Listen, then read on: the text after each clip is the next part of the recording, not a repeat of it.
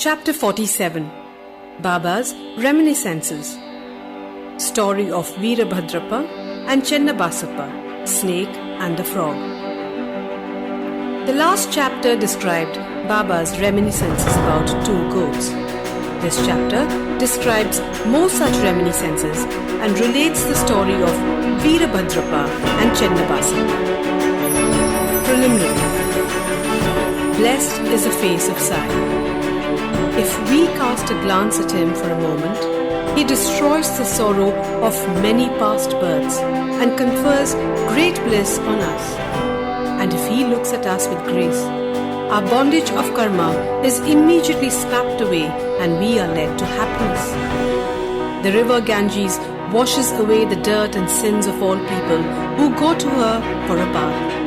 But she intently longs for the saints to come to her and bless her with the touch of their feet and remove all the filth accumulated within her. She knows for certain that this can only be removed by the holy feet of the saints. Sai is the crest jewel of the saints, and now hear from him the following purifying story. The Snake and the Frog. Sai-Baba said, "One morning, after taking my breakfast, I strolled along till I came to a small river bank. As I was tired, I rested there, washed my hands and feet and had a bath and felt refreshed. There was a footpath and a cart track sheltered by a shady tree. The breeze was also blowing gently. As I was preparing to smoke chillum, I heard the croaking of a frog.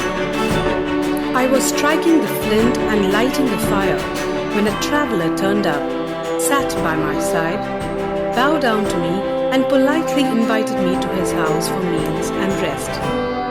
He lit up the pipe and handed it over to me. The croaking was heard again, and he wanted to know what it was. I told him that a frog was in trouble and was tasting the bitter fruit of its own karma. We have to reap now the fruit of what we sow in our past life, and there is no crying about it now." Then he smoked and handed over the pipe to me and said he would go there in person and see for himself. I told him that a frog was caught by a big snake and was crying. Both were very wicked in their past life and were now reaping the fruit of their actions in the present bodies.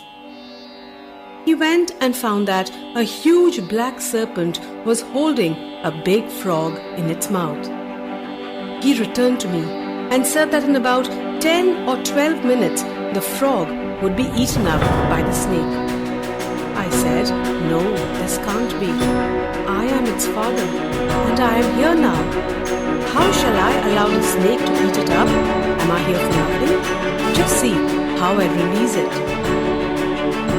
After smoking again, we walked up to the place. He was afraid and asked me not to proceed further as a snake might attack us.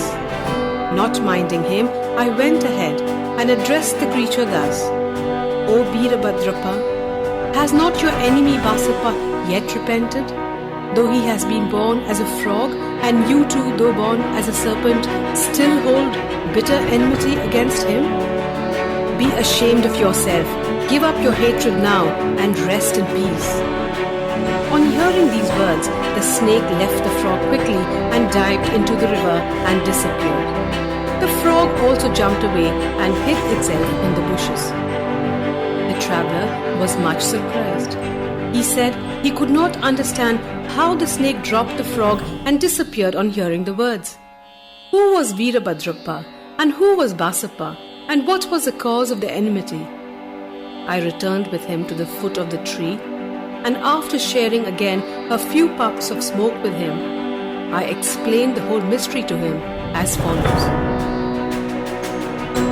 There was an ancient holy place sanctified by a temple of Mahadev about 4 or 5 miles from my place.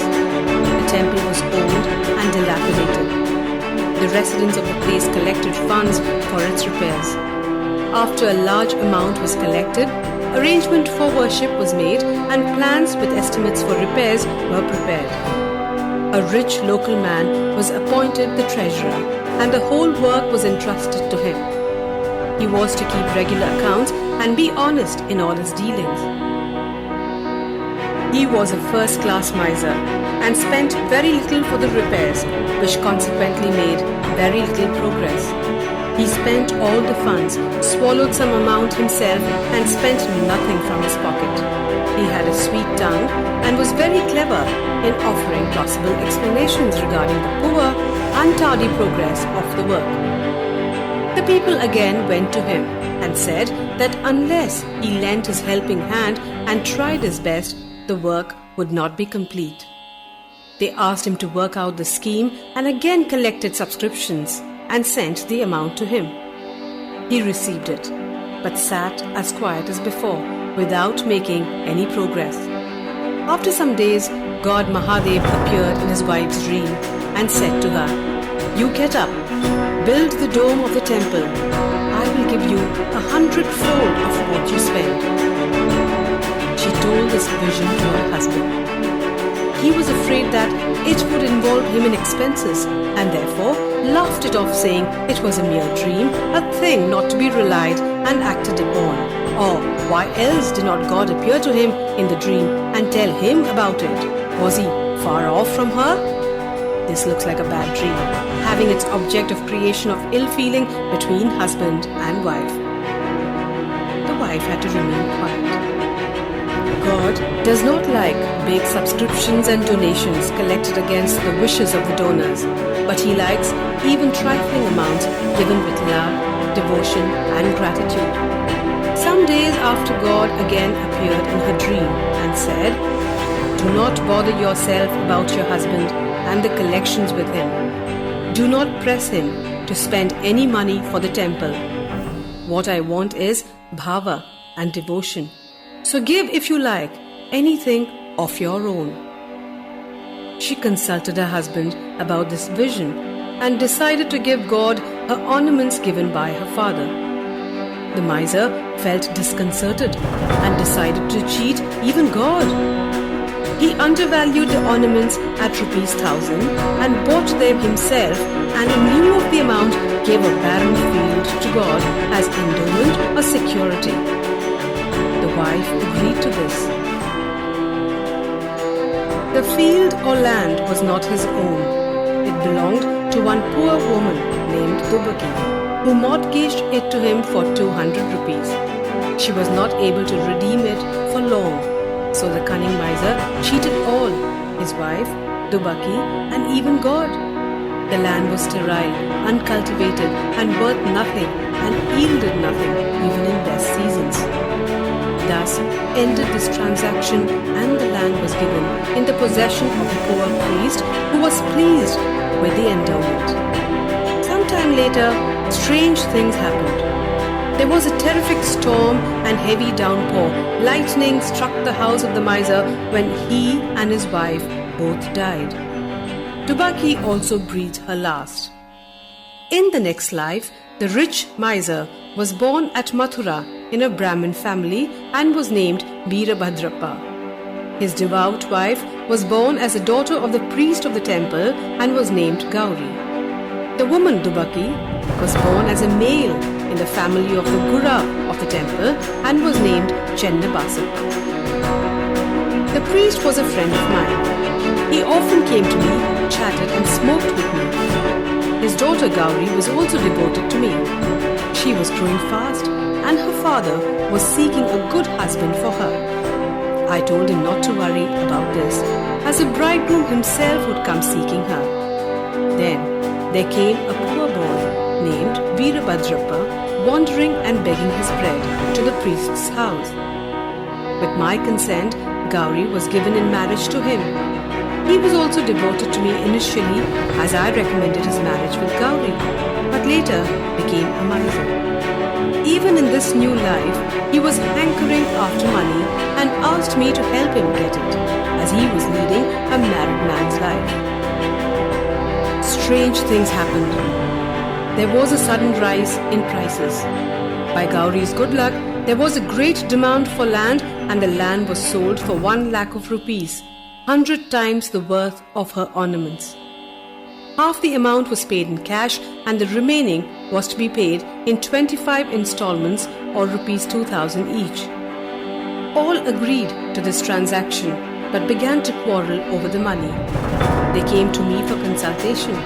I told them that the property belonged to God and was vested in the priest, and that Gauri was his sole heiress and proprietress, and no amount should be spent without her consent, and that her husband had no right whatsoever to the amount.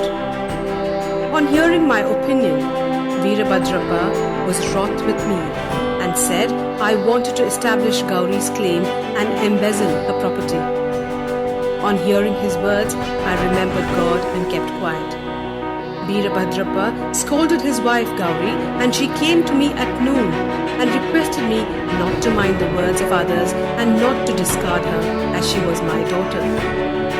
As she thus sought my protection, I gave her a pledge that I would cross 7 seas to help her. Then, that night, Gauri had a vision. Mahadev appeared in her dream and said, "The entire money is yours. Do not give anything to anybody. Spend some amount for temple purposes in consultation with Chennabasappa. And if you want to use it for some other purpose, consult Baba in the masjid." Gauri told me the vision, and I gave her the proper advice in the matter. I told her to take the principal or capital amount to herself, give half the amount of interest to Chennabasappa, and that Veerabhadrappa had nothing to do in the matter. While I was thus talking, both Veerabhadrappa and Chennabasappa came there quarrelling. I tried my best to pacify them and told them God's vision to Gauri. Veerabhadrappa got wild and angry and threatened to kill Chennabasappa, cutting him to pieces. The latter was timid. He caught my feet and sought my refuge. I pledged myself to save him from the wrath of his foe. Then, after some time, Veerabhadrappa died and was born as a snake, and Chennabasappa died and was born as a frog. On hearing the croaking of Chennabasappa and remembering my pledge, I came here, saved him, and kept my word. God runs to his devotees for help in times of danger. He saved Chennabasappa the frog by sending me here. All this is God's Leela or sport. The moral. The moral of the story is that one has to reap what one sows, and there is no escape unless one suffers and squares up one's old debts and dealings with others, and that greed for money drags the greedy man to the lowest level and ultimately brings destruction for him and the others. Bow to Sri Sai. Peace be to all.